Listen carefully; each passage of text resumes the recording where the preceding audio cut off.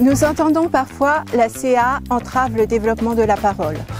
En 2021, White et collaborateurs, dans une revue systématique concernant 274 personnes TSA, dont majoritairement des enfants, ont prouvé qu'il n'y avait pas de diminution de la parole lors de la mise en place de la CA.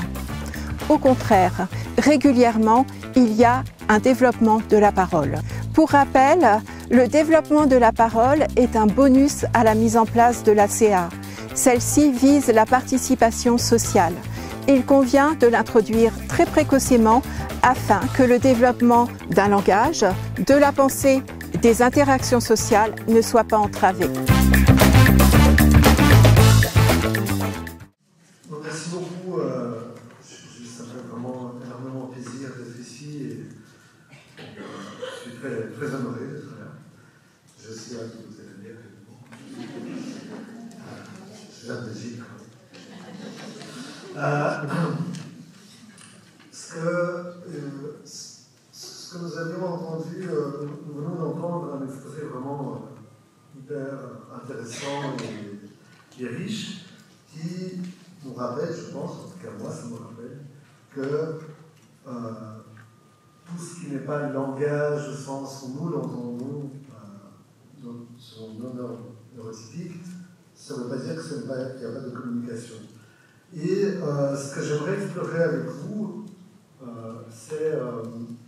ce sont des questions en fait, que je me pose et que je pense maintenant d'autres se posent sur l'autre facette de la médaille qui est que parfois il n'y a pas de communication au sens où nous l'entendons, mais il y a néanmoins un langage. Et en fait, plutôt à chercher à réfléchir ensemble, j'ai pas de réponse sur cette question, sur la façon dont peut-être appréhender, étudier l'autisme, et chercher à mieux comprendre l'autisme et à mieux écouter les personnes autistes et leurs proches, remet en question en fait la façon, le lien que nous avons intuitivement dans notre esprit entre le langage et la communication. J'espère que ce sera clair dans la suite.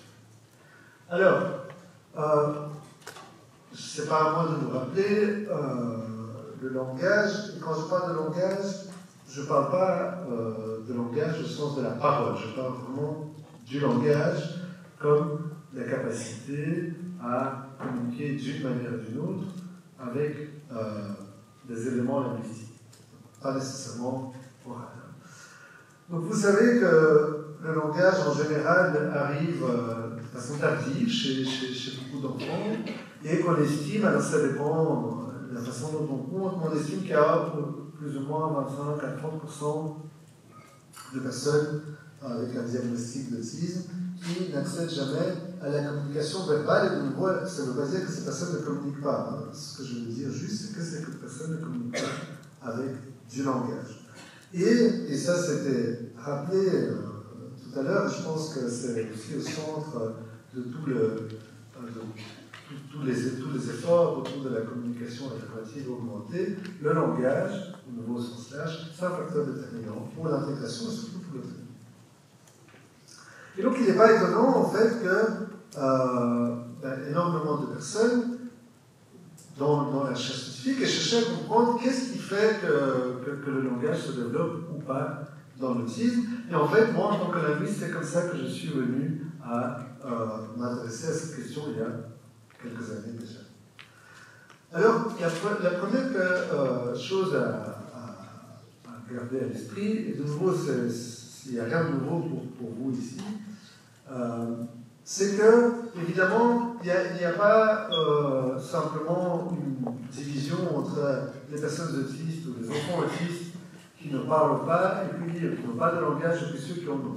Il y a énormément de diversité, à la fois quand on prend un point de vue cross-sectionnel, à un moment donné, dans les profils langagiers au sens large et dans les trajectoires. Donc, je ne vais pas aller au fond de cette figure que vous voyez ici, c'est juste une illustration par mon ancienne doctorante, Pauline Mas, qui a étudié vraiment, qui a fait en détail des interactions parents-enfants et ados aussi avec les professionnels d'un large échantillon d'enfants et qui a vraiment dégagé des clusters, des profils différents en fonction du type de production. Vous voyez qu'il y a différents types de production. Il y a vraiment différents types de profils qui vont à l'encontre de cette idée qu'on est vraiment une dichotomie verbale-non verbale.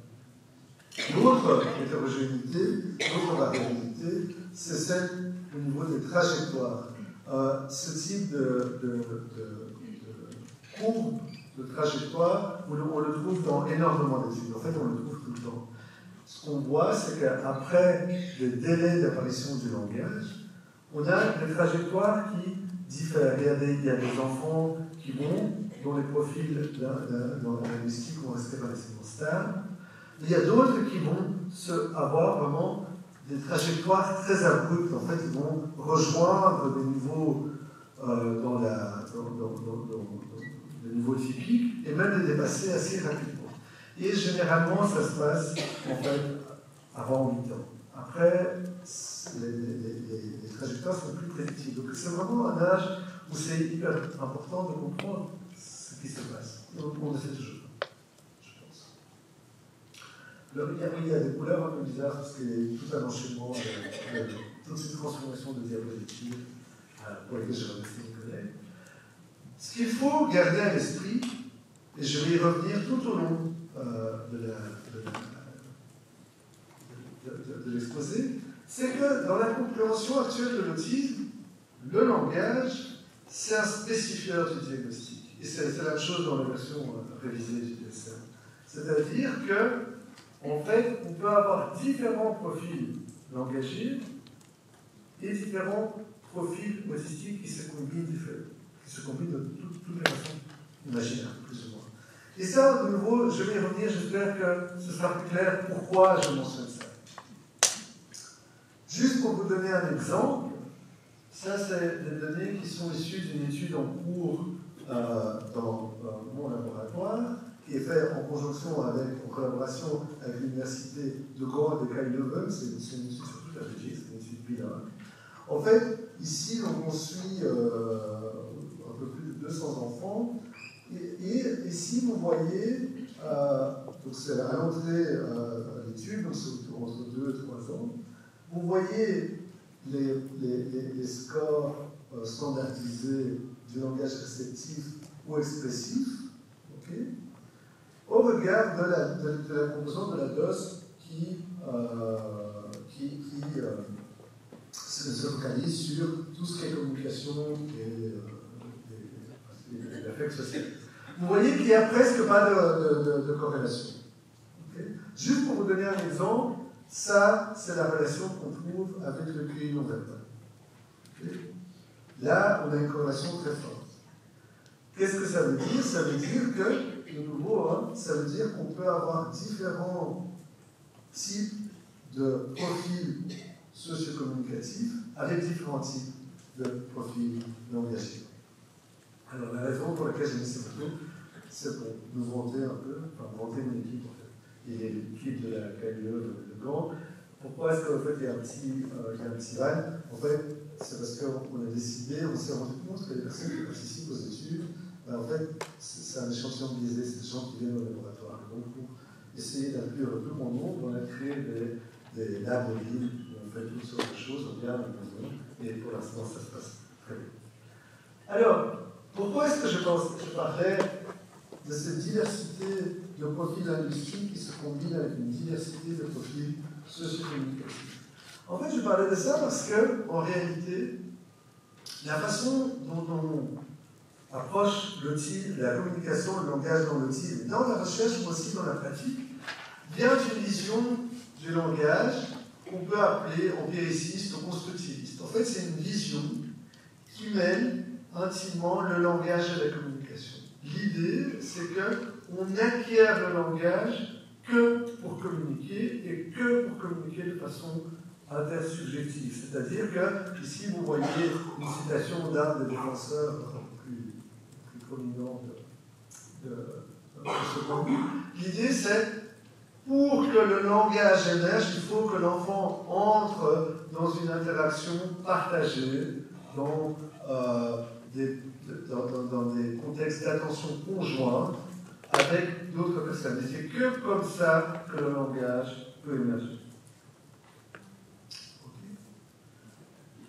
Alors, quel est le modèle dans l'autisme? En fait, dans l'autisme, on sait qu'une des caractéristiques, en tout cas de façon classique, comme c'est écrit, une des caractéristiques, c'est vraiment un manque d'orientation spontanée vers autrui, des difficultés à traiter des indices sociaux, et ces caractéristiques émergent de façon très précoce. Et par ailleurs, on a normalement des chiffres, comme on peut deviner avec les couleurs du commentaire, il y a 50%, le rouge, ça veut dire il y a 50% des enfants qui n'ont pas de langage. Donc en fait, on dirait qu'il y a un lien très clair. En fait, de façon très intuitive, ces théories constructionnistes, qu'est-ce qu'elles nous disent? Elles nous disent, pour qu'il y ait du langage, pour que l'enfant acquiert du langage, il faut qu'il entre en communication. S'il y a des difficultés à entrer en communication, il n'y a pas de langage. Alors, c'est très probable qu'une des causes, mais ce n'est certainement pas la seule, mais qu'une des causes des délais de l'apparition du langage dans l'autisme, c'est en effet les difficultés de coordination sociale ou d'attention conjointe. Mais ceci dit, ça n'explique pas comment les personnes autistes acquièrent le langage. Je vais vous donner juste un exemple, je pourrais en donner beaucoup d'autres. Ça, c'est une étude qui a été faite aussi par Pauline Mas dans le cours de sa thèse. En fait, on s'est intéressé au pointage. Alors, le pointage, vous savez, c'est un indice social extrêmement important dans les premières étapes de l'acquisition du langage, dans l'acquisition des nouveaux mots. Et les personnes neurotypiques, de façon spontanée, si je fais ça, vous allez suivre mon doigt. En fait, vous le faites automatiquement. Or, ceci, en fait, si je fais ça, okay, si je me gratte la tête, ou si je pose ma main comme ça, c'est aussi un geste corporel saillant. En fait, spatialement, c'est tout aussi saillant que de faire ceci. Okay? Mais vous n'allez pas suivre la direction de mon bras si je m'appuie comme ça. En fait, c'est vraiment, il y a quelque chose de social, de communicatif dans le pointage. Et on s'est intéressé, c'est une expérience d'oculométrie, on s'est intéressé dans cette étude de savoir est-ce que les enfants autistes autour de 3 ans arrivent à suivre ces gestes de pointage.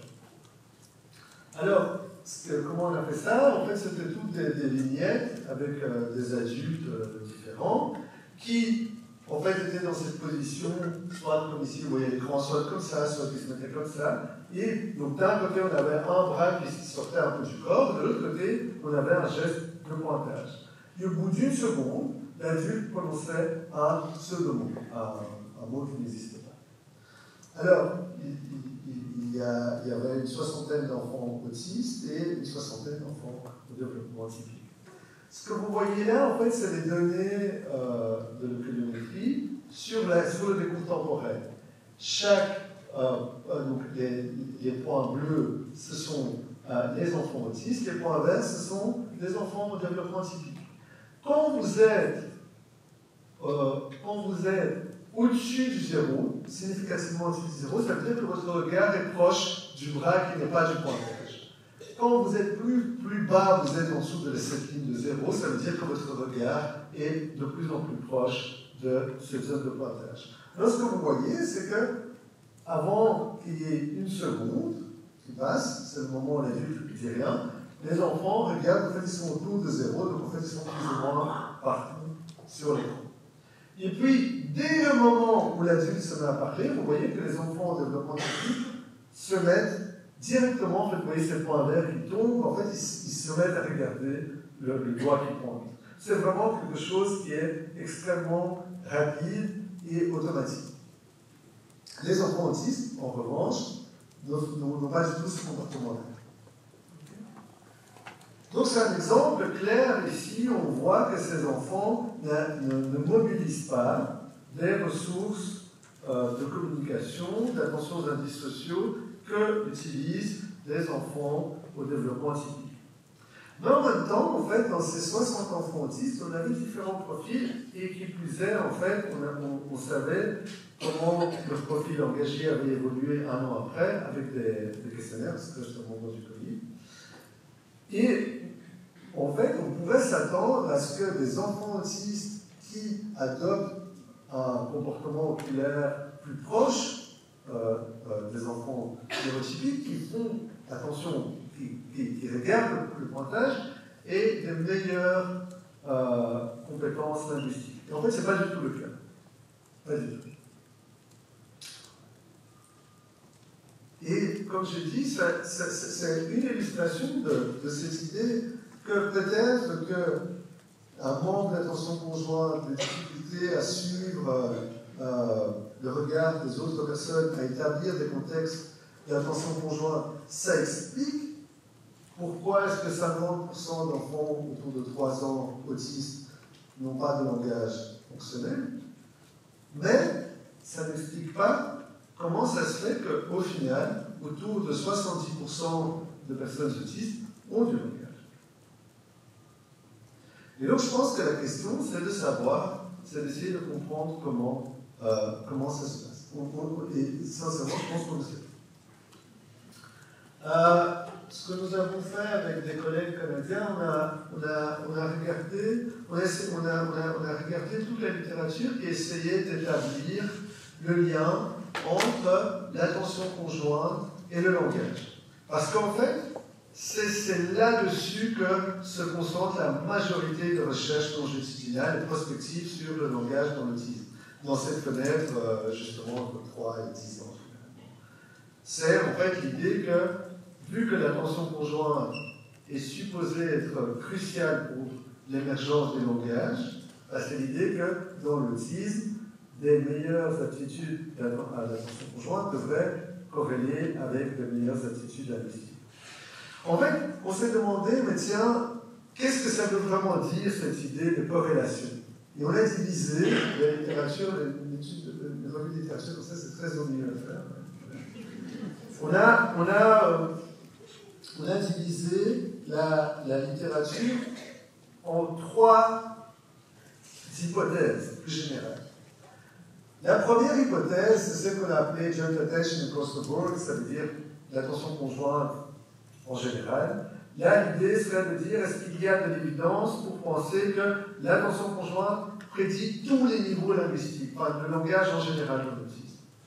Alors, comment est-ce qu'il faut les on a regardé, ça c'est toutes les études qui pourraient constituer l'évidence dans ce sens. Comment est-ce qu'il faut lire ces graphiques? Vous voyez qu'il y a des triangles et des ronds. Alors, les triangles, ça, ce sont des études ou des échantillons, ce n'était pas très clair que c'était vraiment que les enfants autistes. Donc, déjà, c'est plutôt mieux. Et puis, vous voyez qu'il y a des triangles ou des ronds rouges et des qui sont verts. Alors, quand vous mesurez la relation entre l'attention conjointe et le langage, et en fait n'importe quelle autre variable, c'est impératif de contrôler pour le niveau de grille non verbale, la cognition non verbale. Parce qu'en fait, c'est la cognition non verbale qui généralement explique tous les résultats. Et comme vous avez vu plus tôt, il y a une corrélation très très forte, et ça on l'observe partout. Donc les études qui sont en rouge, c'est des études qui trouvent un lien entre l'attention conjointe et le langage, mais ce lien n'est pas contrôlé pour la cognition non verbale. En fait, on ne sait pas si c'est vraiment ces liens vraiment là. Donc vous voyez qu'en réalité, il y a très peu d'évidence. En fait, il y a une étude qui a l'air de documenter une corrélation entre l'attention conjointe et des niveaux de langage structurel relativement avancés. Ce qui est beaucoup plus plausible, c'est ce qu'on a au milieu, c'est ce qu'on appelle l'attention conjointe comme pivot. Et là, l'idée, c'est quoi? C'est que les aptitudes d'attention conjointe relativement élevées augmentent la probabilité d'accéder aux premières étapes du langage, en fait, le premier mot. Et là, on voit qu'il y a relativement beaucoup d'évidence dans ce sens. Mais ceci dit, et ça c'est la troisième colonne, il y a aussi quelques cas clairs où on voit qu'il y a des enfants autistes qui acquièrent du langage sans tout en ayant des aptitudes d'attention conjointe très, très basses. Et je vous donne juste un exemple, parce que je trouve que c'est un exemple qui est très parlant. C'est une étude longitudinale, ces auteurs ont suivi autour de 130 enfants, si ma mémoire est bonne. Et en fait, à la autisme, ce qu'ils ont fait, c'est qu'ils ont séparé, à l'issue de l'étude, ils ont pris les 15% avec les niveaux de langage structurel les plus élevés, c'est ceux que vous voyez qui sont assurés en gris, et puis les 15% de leur échantillon qui avaient les niveaux les plus bas. Dans le panel de gauche, le A, ce que vous voyez là, c'est la distribution de ces 15% avec le niveau de langage les plus élevés et les 15% avec les niveaux les plus bas, en ce qui concerne la cognition non verbale. Vous voyez qu'en fait, la distribution est vraiment presque symétrique. Okay. Le deuxième panel, là par contre, c'est la proportion de réponse aux demandes d'attention conjointe. C'est une manière standard de mesurer cette attention partagée. Et là, vous voyez que la distribution est totalement hétérogène. Vous avez des enfants qui ont zéro, qui n'ont aucune réponse à l'attention conjointe, okay, dans un cadre expérimental avec des professionnels neurotypiques, évidemment, qui, néanmoins, ont des capacités langagières dans la norme, voire au-dessus de la norme. Donc, à ce stade-ci, j'aimerais juste insister que je ne veux pas du tout dire que travailler la communication, ce n'est pas important. Au contraire, travailler la communication, c'est crucial. Évidemment, plus il y a de communication, plus il y a de contact avec du matériel linguistique, plus il y a d'opportunités à acquérir du langage, évidemment. Et de toute façon, la communication est importante pour toutes sortes d'autres raisons. Mais ceci dit, c'est aussi clair qu'il y a dans l'autisme certains enfants qui acquièrent du langage malgré des caractéristiques socio-pragmatiques qui ne sont pas du tout dans la norme de ce qu'on pourrait attendre du développement typique. Alors, ce qui aussi va un peu dans ce sens, c'est des phénomènes qui initialement étaient décrits comme étant très exotiques dans la littérature scientifique, mais qui pourtant, en fait, sont souvent mentionnés par les parents et par les professionnels. Et des phénomènes pour lesquels je me suis intéressé, qui sont des cas où, en fait, les personnes autistes ont l'air d'être intéressées par le langage, en tant que tel, en tant qu'objet. Comme certains sont intéressés par le calcul calendaire, par exemple. Alors, on avait une première étude classique, c'était celle de Christopher, qui était décrite par Ian Titip et Ian Smith à Londres, qui était, alors on ne sait pas très bien quel diagnostic il avait, mais c'était une personne qui ne pouvait pas lire de façon autonome et qui pouvait apprendre une langue par semaine, y compris la langue des signes, mais tout en avec du matériel écrit. Et il ne communiquait pas réellement avec ça. Et puis, il y a un cas qui a été décrit d'une fille autiste bulgare, Ivy, qui a été décrite par Mila Volkanova et ses collègues. Alors, Ivy, en fait, elle vivait dans un endroit où il y avait la télé en allemand, personne ne parlait allemand autour d'elle, mais elle a appris, elle parlait allemand de façon complètement productive, c'est-à-dire que ce n'était pas une école, elle maîtrisait l'allemand de façon vraiment très très surprenante. Et je vais y revenir, elle parlait aussi bulgare avec un accent qui n'était pas du tout celui de ses parents. Et puis, ça a été mentionné tout à l'heure, il y a énormément de cas chez les enfants hyperlexiques, donc des enfants qui apprennent, qui ont une maîtrise de langage écrit spontané qui est complètement pas prédictible par rapport à l'instruction qu'ils ont reçue et par rapport souvent à leur niveau linguistique, qui est complètement hors du commun. Et la plupart de ces enfants sont autistes. Alors, en fait, moi je me suis intéressé à ça complètement par hasard. Et en fait, je raconte cette histoire parce qu'honnêtement, il y a beaucoup de collègues qui ont l'air de trouver la même chose. En fait, j'étais en Tunisie pour un autre projet. Et en Tunisie, vous le savez certainement, il y a comme dans tout le monde arabe, il y a deux variétés, en fait. Il y a une variété dialectale, il y en a même plusieurs aussi ici, l'arabe dialectal, et puis il y a l'arabe qu'on appelle classique, ce qui est l'arabe standard. Et en fait, l'arabe standard, et il y a vraiment des différences très très fortes, hein. C'est pas juste des différences d'accent, hein. Il y a vraiment des différences lexicales, de structure phonologique, de morphosyntaxe, etc. Et en fait, l'arabe standard n'est jamais utilisé dans la communication. Personne parle en arabe standard. En fait, l'arabe standard est utilisé surtout dans des contextes écrits, des contextes religieux, et aussi à la télévision. En fait, il y a beaucoup de dessins animés, de programmes télévisés qui sont produits au Koweït et en Égypte, qui sont diffusés dans tout le monde arabe et qui sont en arabe classique. Et en fait, ce qu'on sait aussi, et il y a beaucoup de littérature là-dessus, c'est qu'en fait, sans enseignement explicite à l'école, vraiment avancé, il n'y a pas de maîtrise de l'arabe. Ce n'est pas du tout quelque chose que les gens maîtrisent spontanément, surtout pas les enfants. Et donc, quand j'étais là-bas, les professionnels disaient, ben, en fait, c'est marrant, c'est linguiste, en fait, on a pas mal de cas d'enfants autistes qui parlent spontanément en arabe classique. Et moi, je disais, ah ben, en fait, c'est pas possible, parce que je sais que c'est pas possible. Et puis, en fait, le dernier jour, je dis, ben, en fait, bon, ok, mais comment est-ce qu'ils font? Ils me disent, ah, mais c'est par la télé. Et ça, c'est vraiment surprenant, parce qu'en fait, on sait aussi, il y a pas mal d'études qui montrent que dans le développement typique, on ne peut pas acquérir, enfin, les enfants ont du mal à acquérir leur première langue juste par exposition aux écrans. Et en gros, je vais aller un peu plus vite là-dessus, on a vraiment documenté 5 cas, c'est pas du tout tous les enfants, hein, c'est pas du tout tous les enfants qui faisaient, mais il y avait 5 garçons qui vraiment avaient parlaient spontanément en arabe standard, ils le faisaient avec une maîtrise vraiment surprenante de la complexité morphosyntaxique, phonologique et lexicale. Et en fait, personne ne parlait en arabe standard, les gens ne parlaient en arabe tunisien. Et l'expression à la télévision était la seule source d'acquisition. En fait, ce qui est assez intéressant, c'est que ça a été, maintenant, le même phénomène a été décrit de façon complètement indépendante au Koweït et chez les enfants palestiniens, avec l'arabe palestinien. Donc c'est quelque chose qui n'est pas du tout spécifique à la situation. Alors, à ce moment-là, quand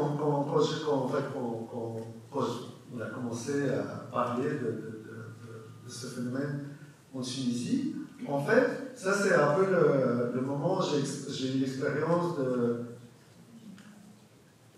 du fossé qu'il y a parfois entre le monde scientifique et la réalité du terrain, parce qu'en fait, quand je commençais à parler de ça, les professionnels, les parents me disaient « Ah ben oui, mais moi, je connais un garçon autiste, il a appris l'anglais tout seul, moi mon fils, en fait, il parle un peu coréen, et moi je ne comprends pas, moi j'ai appris ça, il a appris ça des écrans. » Alors, juste pour que ce soit clair, jusqu'à 2 ans, tous mes collègues linguistes disaient que ce n'était pas possible, hein, que ça n'existait pas. Cette chose ont changé. Et alors, du coup, on a commencé à essayer de s'intéresser à ces profils, à essayer de voir, en fait, qui sont ces enfants, et est-ce que c'est réel. Et on avait d'abord fait une annonce sans mentionner l'autisme. On a dit, voilà, si vos enfants... Si votre enfant a appris l'anglais de façon spontanée, que personne ne parle anglais autour de vous, ben contactez-nous. Et en fait, tous les profils qui rentraient un peu, enfin tous les enfants qui rentraient dans ce profil un peu particulier, en fait, c'était des enfants autistes. Juste pour vous donner 2 exemples, un garçon qu'on avait vu à ce moment-là, lui il parlait à cette époque, donc il vivait au sud de la Belgique, personne ne parlait anglais autour d'eux, il parlait seulement l'anglais avec sa mère, français à sa mère, alors ses parents ne parlaient pas anglais. Il y avait depuis une nouvelle balle, en gros, dans la norme. Et alors, en fait, ce qu'on a fait, c'est qu'on a administré, juste pour être sûr, on a administré la KELF, qui est un test standardisé très, très complet du langage. Et en fait, il y a une version en anglais et une version en français qui sont vraiment équivalentes. Et donc, il y avait une personne qui faisait en anglais et une personne qui faisait en français. Et vous voyez que ce garçon, il a des scores équivalents. Un autre garçon, en fait, pareil, il insistait à l'époque pour parler seulement en anglais avec tout son entourage. J'étais très content qu'on soit venu parler en anglais avec lui. Les parents ne parlent pas en anglais. Lui, il a appris tout à fait dans la norme. Et alors, ce qui est intéressant, c'est que vous voyez qu'en fait, son anglais est vraiment meilleur que le français. Donc, en fait, on s'est dit, mais en fait, ces enfants, c'est possible que leur langue première, ce soit l'anglais. En fait, que la première langue qu'ils acquièrent, c'est l'anglais. Et pas, le français, c'est pas un apprentissage incident d'une langue seconde. Alors, dans une autre étude, en fait, on a essayé de regarder si ces enfants, qu'on a appelés des linguistes non interactionnels, maintenant on parle d'unexpected bilingualism, des linguistes inattendus.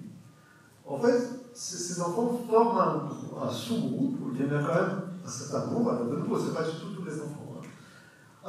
Et en fait, ici, dans ces études, dans ces deux études dont je vais vous parler, on avait en tout 59 enfants, mais 12 d'entre eux, c'est les naïvistes, ceux qui sont en rouge ici, en fait, ils rentraient dans ces critères. Alors, quels étaient les critères? C'était de dire, en fait, il n'y a personne qui parlait anglais autour d'eux, ils n'avaient pas appris l'anglais à l'école, et ces enfants, ils avaient une maîtrise de l'anglais qu'on pouvait tester et où ils pouvaient avoir une conversation. Alors, vous voyez que ces enfants, donc, et puis on avait des enfants de développement typique, vous voyez qu'en fait, ils avaient le même profil cognitif que les autres enfants autistes. Ils n'avaient pas du tout de différence au niveau socio-communicatif, en tout cas comme rapporté par les parents. Et vous voyez qu'ils étaient un peu plus bas au niveau du français, le test standardisé en français, ça se corrélait. Alors, c'est juste le début, on s'est demandé, mais comment est-ce qu'ils font? Et alors, c'est assez intéressant, j'ai entendu tout à l'heure dans une question l'idée de faire attention aux régularités dans le langage. Alors, les langues, il y a plein de théories de ce que c'est, de comment fonctionne la syntaxe, la grammaire des langues humaines, plein, et les linguistiques, c'est un domaine extrêmement violent, personne n'est d'accord. Mais tout le monde est d'accord sur le fait qu'il y ait une propriété dans les langues humaines, ce qu'on appelle les dépendances à longue distance. C'est-à-dire que vous avez des éléments qui dépendent d'autres éléments, peu importe ce qui est entre les deux. Quand je dis les chiens de la voisine vont boire, en fait, la relation entre chien et vont, en fait, elle est à distance. Vous pouvez ajouter autant d'éléments que vous voulez entre, ce sera toujours cette même relation. Okay? Et du coup, ce qu'on a fait, on a essayé de tester, on a essayé de voir, en fait, est-ce que la sensibilité à cette propriété vraiment hyper importante de la syntaxe humaine, est-ce que ces enfants, ces bilingues inattendus, est-ce qu'ils diffèrent de ça? Et on a adapté une tâche de grammaire, ce qu'on appelle une tâche de grammaire artificielle, qui a été développée par d'autres collègues. Et en fait, cette tâche, en gros, ce que les enfants devaient faire, ils devaient juste appuyer sur un bouton vert quand ils entendaient le mot vert, et sur un bouton rouge autrement. En fait, ce qu'ils ne savaient pas, c'est qu'à chaque fois que vous aviez... Donc, ils entendaient toutes des syllabes, en fait. Ils devaient juste, à chaque fois que la syllabe était belle, ils devaient appuyer sur le bouton rouge. En fait, ce qu'ils ne savaient pas, c'est qu'il y avait une structure dans ce flux de syllabes qu'ils entendaient. En fait, à chaque fois qu'il y avait zir, c'est le syllabe zir, après, il y avait deux syllabes, c'était toujours des syllabes différentes, et puis il y avait le mot vert. Okay? Donc, en fait, il y avait une structure sous-jacente. Donc, en fait, et puis il y avait une sorte de tâche qui rendait l'expérience un peu plus marrante, c'est pas très court, qui était de collectionner des bananes et des petits singes. En fait, à quoi on s'attend? C'est qu'au fur et à mesure de l'expérience, on avait ce qu'on voit les training blocks, donc des blocs d'entraînement, au fur et à mesure de l'expérience, en fait, si vous détectez la dépendance entre zir et bête, vous allez de plus en plus rapide. Et c'est vraiment une dépendance en longue distance. Vous devez savoir que quand vous entendez zir, vous devez attendre deux syllabes et puis vous allez avoir bête. C'est implicite. Donc, ce à quoi on s'attend, c'est que si vous apprenez cette grammaire, vous allez répondre de plus en plus vite. Et puis, en fait, ce qu'on a fait, c'est qu'à un moment, on a changé de règle. Pourquoi? Parce que si jamais vous avez appris cette règle et au moment où on change la règle, alors votre temps de réaction devrait être plus lent. Alors, d'abord, ce qu'on voit ici, ça je vais aller très vite, ce qu'on voit, c'est que quand on regarde le moment où on change les règles, okay, eh bien, tout le monde est ralenti. Donc, tous les enfants ont appris, on apprend implicitement cette règle sous-jacente. Mais, ce qu'on voit aussi ici, c'est la courbe d'apprentissage. En fait, ces enfants autistes, un expect bilingue, ceux qui ont appris l'anglais tout seuls des écrans, en fait, eux, ils sont beaucoup plus rapides. En fait, très très vite, ils détectent cette propriété.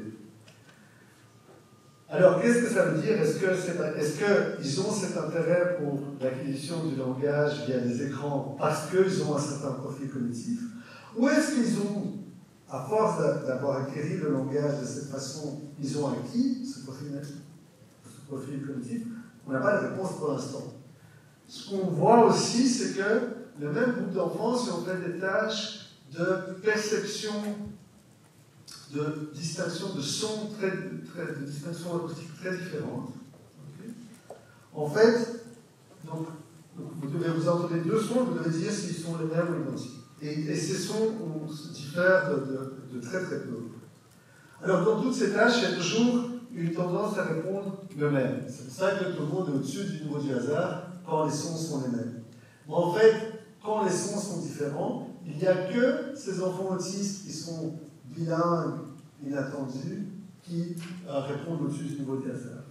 Et ça, on s'est dit que c'est peut-être une trace de la façon dont ils ont acquis le langage.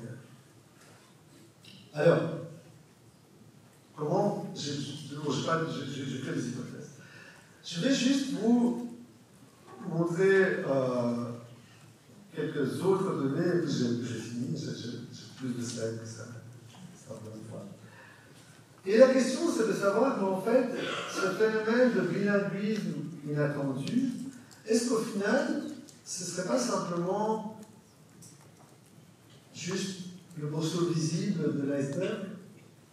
En fait, on se rend compte qu'il y a des enfants qui ont acquis qui se sont basés sur une exposition aux écrans ou à du matériel audiovisuel, en tout cas, pour acquérir le langage. On le voit clairement quand le langage n'est pas celui de la communauté linguistique, quand c'est une autre, quand c'est une langue étrangère.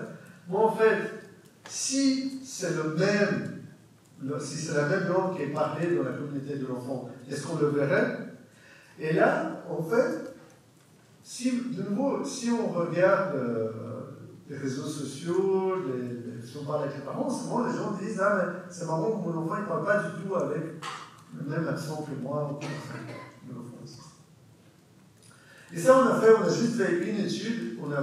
C'est une étude vraiment préliminaire, mais je trouve que c'est assez parlant. En fait, ma doctorante Federica Beccaria avait là où elle a fait son master à Bologne, ils avaient des enregistrements d'enfants autistes, d'enfants non autistes, qui venaient de la région de la campagne, donc de la région de Naples. Et en fait, c'est vraiment une région où l'accent est très marqué. Et ce qu'on a fait, tout simplement, c'est qu'on a créé une expérience. On a demandé aux gens de dire, vous allez entendre un enregistrement d'un enfant, et vous devez dire si l'enfant vient du nord de l'Italie, du centre de l'Italie ou du sud de l'Italie. Et les gens eux-mêmes venaient du nord, du sud ou du centre. Vous avez peu de gens du centre. Alors, quelle est la mesure? La mesure, c'est ce qu'on appelle la congruence. La congruence, c'est la probabilité que vous disiez « Ah, cet enfant, il vient de ma région ». En fait, on savait d'où venaient les gens, c'est la région où ils ont fait leurs études, parce que c'est ça qui détermine votre diagnostic. Alors, si vous regardez, donc, au centre, tout est au niveau du hasard. Il n'y a pas de résultat intéressant. Mais si vous prenez les répondantes qui viennent du sud, vous voyez que pour les enfants non autistes, ils disent « Ah oui, ça c'est des enfants qui viennent du sud de l'Italie ». Les enfants autistes, ils les classifient au hasard, alors que les enfants autistes viennent aussi du sud. Et ce qui est très intéressant, c'est ce qu'on voit chez les répondants du nord de l'Italie. Là, eux, ils disent, les enfants non autistes, je ne sais pas d'où ils viennent, mais ils identifient les enfants autistes comme venant de leur propre région. Pourquoi? C'est parce qu'en fait, tous les dessins animés, tous les programmes télé pour enfants, les programmes télé, ils sont dans une variété standard, qui est en fait, il n'y a pas vraiment de propriété accentuelle, et c'est une propriété qui est souvent vue comme étant le bon italien du Nord. En fait, c'est pour ça qu'ils disent ça. En tout cas, c'est notre explication. Donc, L'idée ici, c'est l'acquisition du langage de l'autisme qui n'est pas médié socialement, existe bel et bien. Et en fait,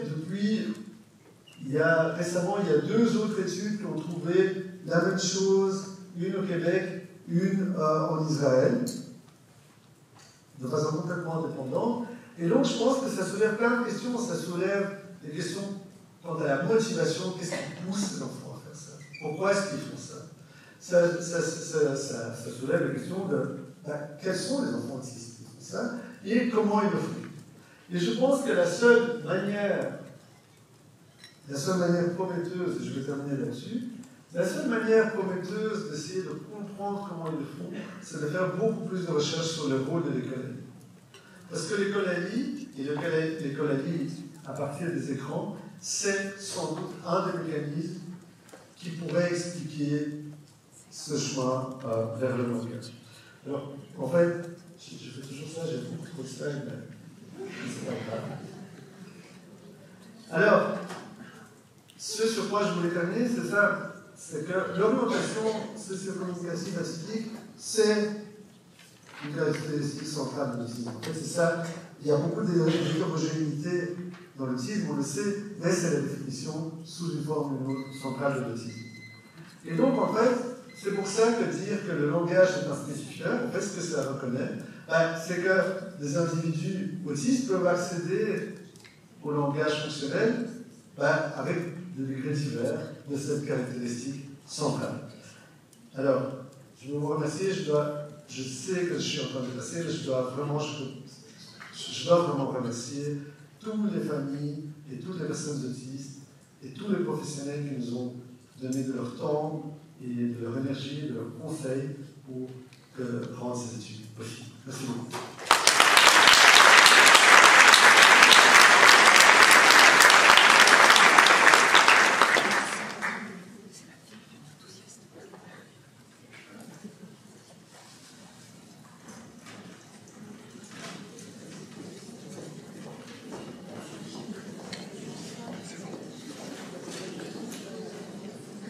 Merci beaucoup, Michael, pour cette présentation extrêmement riche et qui correspond bien à notre expérience aussi quotidienne de ces enfants. Je me demandais justement pour ces enfants bilingues s'il y a des études qui étudient quelle fonction ils utilisent tel ou tel langage. Le langage qu'ils maîtrisent peut-être le mieux au plan linguistique et puis ceux qui maîtrisent peut-être pas aussi bien, mais pour d'autres fonctions. Alors, en fait, à toutes ces questions-là, la réponse est non, il n'y a pas d'études, parce que, comme je disais, jusqu'à quelques années, jusqu'à 2-3 ans, les gens disaient que ce n'était pas possible. Ceci dit, de notre expérience, ce qu'on voit en fait, c'est que pas mal, il y a certains de ces enfants, il y a différents profils là-dedans. Je crois que ça dépend aussi de qu'est-ce qui a poussé ces enfants à apprendre l'anglais. Mais il y a l'anglais et d'autres langues, hein, parce que souvent, en fait, quand ils apprennent d'autres langues, il y a des enfants qui n'utilisent que cette langue-là. Donc, d'autres, on ne sait pas aussi. Un des gros problèmes, c'est qu'on n'a que de l'évidence rétrospective. En fait, ça, c'est ce que nous essayons de faire maintenant dans une étude en cours, c'est d'essayer de voir comment ça se passe au moment où vous allez à le langage.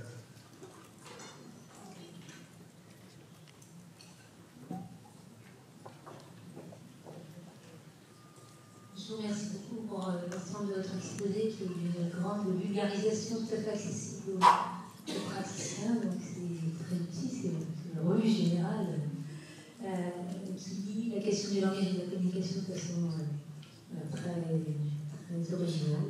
On ne voit pas toujours. Je voulais rebondir sur l'économie. Vous avez terminé sur l'économie. Est-ce que vous avez des études ou est-ce que vous envisagez d'en faire sur l'économie par rapport aux écrans, aux tablettes? Parce qu'on a vraiment, c'est actuellement un vrai sujet d'enfants qui sont exclusivement écolaliques par rapport aux dessins animés. Si je pouvais vous enregistrer et envoyer cet enregistrement aux organismes qui financent la recherche, pour que, oui, en fait, j'aimerais énormément faire ça. En fait, c'est pas du tout facile à faire, mais de nouveau, c'est clairement quelque chose qui est là tout le temps. En fait, on le sait depuis toujours, l'écolalie c'est quelque chose d'assez difficile à étudier, qui est un peu plus simple justement avec les grands modèles de langage qui existent. Mais oui, en fait, c'est exactement ça qu'il faut faire.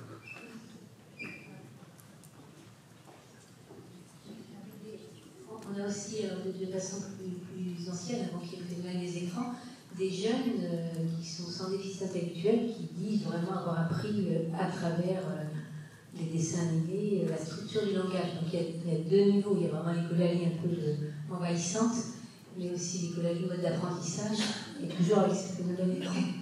Alors, ce qu'il y a, la raison pour laquelle je mentionnais l'écolalie, c'est que, en fait, c'est extrêmement difficile de maintenir dans la mémoire du matériel linguistique tant que vous ne l'avez pas segmenté en syllabes, enfin en unités. Ce qui est l'acquisition du langage. C'est un peu le serpent qui se mord la queue. C'est ça qu'en fait, l'interaction, le contexte communicationnel, c'est si important pour l'acquisition du langage.